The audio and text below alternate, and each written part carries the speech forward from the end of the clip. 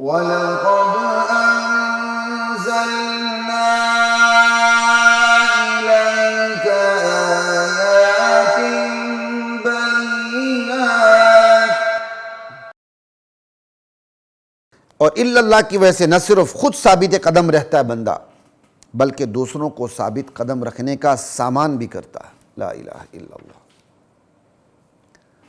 کیونکہ دنیا میں جس قدر فتنے تھے، ہیں اور ہوں گے، وہ سب کے سب دراصل لا کی زد میں آنے والے الہ کی پیداوار ہیں۔ پھر سنیے، دنیا میں جس قدر فتنے تھے، ہیں اور ہوں گے، وہ سب کے سب لا کی زد میں آنے والے الہ کی پیداوار ہیں۔ تو اس الہ کی نفی اولین مرحلے میں ہوتی ہے، ان الہوں کا انکار اولین مرحلے میں ہوتا ہے، پھر الا اللہ کا اقرار ہوتا ہے۔ ایسے انکاری اور اقراری بندے کے سامنے فتنہ ٹھہرے تو کیسے ٹھہرے؟ فتنے کہاں سے جنم لیتے ہیں؟ لا کی زد میں آنے والے الہ سے جنم لیتے ہیں۔ سمجھ آئی بات کی؟ تو ایک بندہ لا الہ کہہ کے ان الہوں کا انکار کر دیتا ہے، فتنوں کی آماجگاہ سے انکار کر دیتا ہے، پھر اللہ کا اقرار کرتا ہے الا اللہ سے۔ تو ایسا انکاری جو لا الہ کہہ کر انکار کرتا ہے، اور ایسا اقراری جو الا اللہ کہہ کر اقرار کرتا ہے، ایسے بندے کے سامنے، ایسے شعوری مسلمان کے سامنے فتنہ ٹھہرے تو کیسے ٹھہرے؟ یہیں سے یہ حقیقت بھی ظاہر باہر ہو گئی کہ فتنوں سے آگہی سے فتنوں کا مقابلہ ہوتا ہے۔ جب تک آپ فتنوں سے آگاہ نہیں ہوں گے، فتنوں کا مقابلہ نہیں ہوگا۔ اور فتنوں سے آگہی تب ہوگی جب ایمان سے آگہی ہوگی، ایمان سے آگہی تب ہوگی جب قرآن سے آگہی ہوگی، اور قرآن سے آگہی تب ہوگی جب من میں تلاش حق کا جذبہ بیدار ہوگا۔ تلاش حق کا جذبہ خود خدا نے ہر انسان میں ودیت کر رکھا ہے، اس کے لیے کہیں جانا نہیں پڑتا، بلکہ دل کی دنیا میں اترنا پڑتا ہے۔ ایسے میں اس جذبہ حق کے ساتھ ہی قرآن سے رہنمائی شروع ہو جاتی ہے۔ بندے کے اندر تلاش حق کا جذبہ پیدا ہو جائے، قرآن کے پاس آ جاتا ہے، پھر قرآن سے اس کی رہنمائی شروع ہو جاتی ہے دو طریقوں سے۔ براہ راست کسی عالم کی ضرورت نہیں ہے، ترجمہ آتا ہے تو بہت اچھی بات، قرآن براہ راست آتا ہے تو بہت اچھی بات، وگرنہ جیسے میں پچھلے سوالوں میں ہم بتا چکے ہیں کہ بندہ اتفاقی ترجمہ لے لے، جس پر دیوبندی بریلوی اہل حدیث کا اتفاق ہے۔ سمجھائی؟ تو براہ راست وہ قرآن سے رہنمائی لیتا ہے، کس میں؟ کفر و اسلام کے مسائل میں، ان مسائل میں جو بالکل واضح ہیں۔ مفسر کی تفسیر پر بھی اللہ تعالیٰ نے وہ باتیں نہیں رکھی، ترجمے میں وہ باتیں، قرآن کی نص میں، ٹیکسٹ میں وہ باتیں واضح کر دی ہیں۔ تو قرآن سے براہ راست رہنمائی ایسے واضح ترین مسائل میں لی جاتی ہے، اور پھر دوسری رہنمائی بالواسطہ ہے کہ اہل علم و عمل کی رہنمائی سے قرآن کے غیر واضح مسائل سمجھنے آنے لگتے ہیں۔ ایسے میں بندہ غیر واضح مسائل میں، اختلافی مسائل میں غیر عالم ہوتے ہوئے اپنی رائے قائم نہیں کرتا کہ کہیں وہ تلفیق کا شکار نہ ہو جائے۔ تلفیق کہتے ہیں دو متضاد مسئلوں کو اس طرح جمع کر لینا کہ نتیجہ کچھ اور نکلے۔ یہ میں عوامی انداز میں بڑا مختصر سا بتا رہا ہوں، انتہائی شاید اس میں کمی بیشی بھی کوئی رہ جائے۔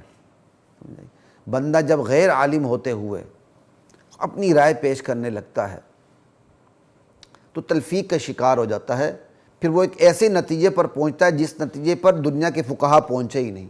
مثال کے طور پر امام شافعی کے نزدیک عورت کو ہاتھ لگانے سے وضو ٹوٹ جاتا ہے، اختصار کے ساتھ بتا رہا ہوں۔ امام ابو حنیفہ کے نزدیک عورت کو ہاتھ لگانے سے وضو نہیں ٹوٹتا۔ اسی طرح امام شافعی کے نزدیک خون نکل کے بہہ پڑے تو وضو نہیں ٹوٹتا، امام ابو حنیفہ کے نزدیک خون نکل کے بہہ پڑے تو وضو ٹوٹ جاتا ہے۔ اب سنیے، ایک شخص سے اس نے عورت کو بھی ہاتھ لگا لیا، اس کا خون نکل گیا اور بہہ پڑا تو وضو ٹوٹ گیا، امام شافعی کے نزدیک بھی، امام ابو حنیفہ کے نزدیک بھی۔ امام ابو حنیفہ کہتے ہیں وضو اس لیے ٹوٹا ہے کہ اس کا خون نکل کر بہہ پڑا ہے، اور امام شافعی کہتے ہیں کہ ایسے ہی شخص کا خون نکلنے سے نہیں ٹوٹا بلکہ عورت کو ہاتھ لگانے سے ٹوٹا ہے۔ دونوں امام متفق ہیں کہ وضو ٹوٹا ضرور ہے، دونوں اماموں میں صرف اختلاف وضو ٹوٹنے کی وجہ پر ہے۔ ایک کہتا ہے وضو اس لیے ٹوٹا ہے کہ اس نے عورت کو ہاتھ لگایا، دوسرا کہتا ہے نہیں وضو اس لیے ٹوٹا ہے کہ اس کا خون نکلا ہے۔ اب یہ جو شخص ہے جو عالم بھی نہیں، جس کا خون بھی نکلا ہے اور کیا کہتے ہیں اس نے عورت کو ہاتھ بھی لگایا ہے، یہ دونوں کو دیکھ کر خود ہی فیصلہ کرتا ہے۔ ایک رائے، ایک دلیل وہاں سے پکڑ لیتا ہے، ایک دلیل وہاں سے پکڑ لیتا ہے۔ وہ کہتا ہے میرا خون نکلا، میرا وضو نہیں ٹوٹا، وہ امام شافعی سے دلیل پکڑ لیتا ہے۔ اور پھر وہ کہتا ہے میں نے عورت کو کیا کہتے ہیں عورت کو میں نے ہاتھ لگایا، میرا وضو نہیں ٹوٹا، وہ امام ابو حنیفہ سے دلیل پکڑ لیتا ہے، اور وہ ایک ایسے نتیجے پر اترتا ہے جس پر نہ امام ابو حنیفہ متفق ہیں نہ امام شافعی متفق ہیں۔ دونوں فقہا کہتے ہیں وضو ٹوٹا ہے، اور یہ لے مین ان پڑھ بندہ کہتا ہے میرا وضو نہیں ٹوٹا۔ ایک بات وہاں سے لے لی، ایک بات وہاں سے لے لی، نتیجے میں وہ بات آ گئی جو کسی کا قول نہیں۔ تو آپ اس مجموعے کو آپ تلفیق سمجھ لیں۔ تو غیر عالم ہوتے ہوئے بندہ جب غیر واضح مسائل میں اپنی رائے قائم کرنے لگتا ہے تو ایک مرحلے میں جا کے وہ ایسی جگہ بھی پہنچ جاتا ہے۔ سمجھ آئی بات کی؟ تو خیر آپ سے بات یہ ہو رہی تھی، بات لمبی ہو گئی فتنوں کے حوالے سے، کہ واضح مسائل میں وہ قرآن کریم سے براہ راست رہنمائی لیتا ہے، واضح مسائل جو عقیدے کا مسئلہ ہے، ٹھیک ہے، اور غیر واضح مسائل میں وہ بالواسطہ رہنمائی لیتا ہے، اہل علم و عمل کے کیا کہتے ہیں واسطے سے قرآن سے رہنمائی لیتا ہے۔ پھر وہ اختلافی مسائل میں تشدد اختیار نہیں کرتا کہ متعصب بن جائے، سمجھ آئی، اور عقیدہ اور ایمان میں ڈھیلا نہیں پڑتا کہ مداہنت کا شکار ہو جائے۔ ایک متوازن راہ پر گامزن ہو جاتا ہے جہاں وہ اصولی مسائل پر سمجھوتا نہیں کرتا اور چھوٹے غیر ضروری فروعی مسائل پر وہ جھگڑا نہیں کرتا۔ پھر کیا ہوتا ہے کہ اس کے لیے دین کو سمجھنے کے راستے کھل جاتے ہیں، فتنوں کے دروازے ایسے شخص پر بند ہو جاتے ہیں۔ والذین جاہدوا فینا لنہدینہم سبلنا کا وہ مصداق بن جاتا ہے، ہمارے راستے میں جو مجاہدہ کرتا ہے ہم اسے اپنے راستے اپنے تک پہنچنے کے پتے بتا دیتے ہیں، راستے بتا دیتے ہیں۔ پھر وہ اس حدیث کا مصداق بن جاتا ہے، من سلک طریقا یلتمس فیہ علما سہل اللہ لہ بہ طریقا الی الجنہ، جو ایک سفر کرتا ہے، راستے اختیار کرتا ہے اور اس راستے میں وہ علم دین کو تلاش کرتا ہے تو اللہ اس برکت سے اس کے لیے جنت کا راستہ آسان کر دیتے ہیں۔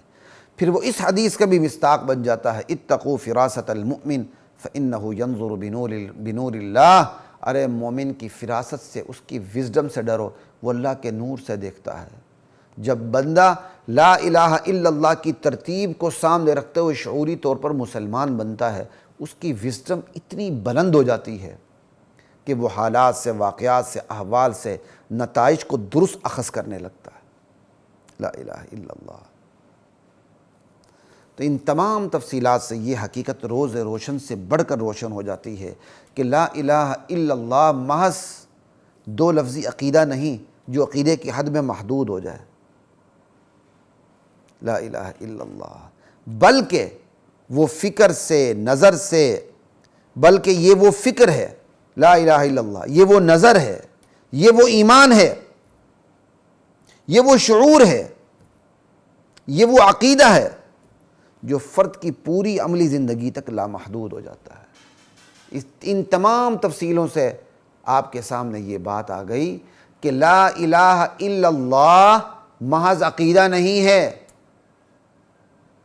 کہ عقیدے تک محدود ہو جائے، یہ انسان کی عملی زندگی تک لامحدود ہو جاتا ہے۔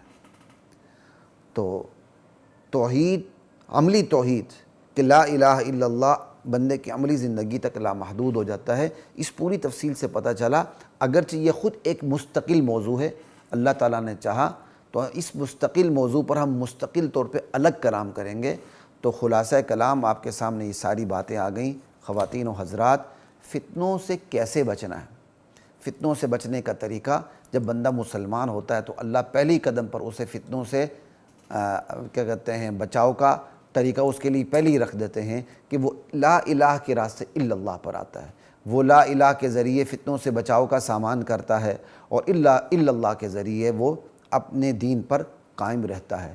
پھر کچھ فتنے ایسے ہیں جو قیامت تک آتے رہیں گے، ان کی تفصیلات نبی علیہ السلام نے وحی کے زور پر اللہ سے ہم کلام ہو کے امت کو بتا دی ہیں، تاکہ بندہ ان فتنوں کو پڑھ کر بھی ان فتنوں سے اپنے بچاؤ کا احساس کرے۔ تو سوال کا جواب آپ کے سامنے آ گیا کہ ہم نے فتنوں سے بچنا کیسے ہے۔ ایک نئے سوال کے ساتھ آپ کی خدمت میں پھر حاضری ہوگی، تب تک کے لیے اجازت دیجیے۔